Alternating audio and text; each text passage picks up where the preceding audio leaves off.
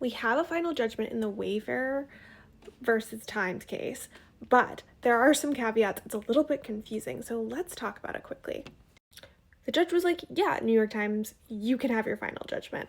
However, Lively had motioned for fees.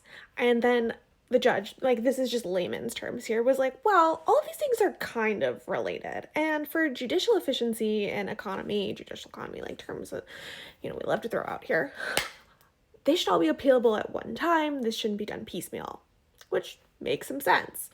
So again, in layman's terms, everything is on pause. And the best analogy that I can come up with is like, it's like being like, here's a locked safe, here's the combination, but it's time barred. You have all these things over here, but you actually can't get into that safe until I rule on the motion for fees. So like when that date comes, so you're like time barred from entering it.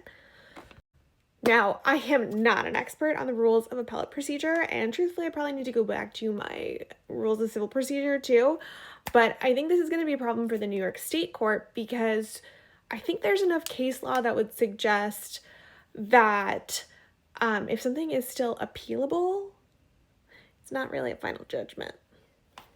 So that's like just my immediate thought on this is like, you're getting your final judgment, but you got this time restriction and it's contingent on when I decide to rule on the fees.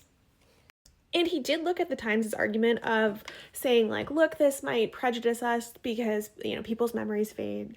But he kind of weighed that against all of this and said, yeah, okay, but you weren't, this wasn't about your like harassment or, you're not litigating against harassing or abusive claims. So like the idea of the prejudice there, he weighed that and he said, no, this can wait and this should all be done as one for judicial economy.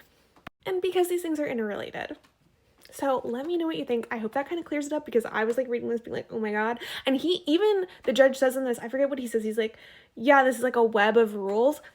I was, my head was exploding. So let me know what you think in the comments.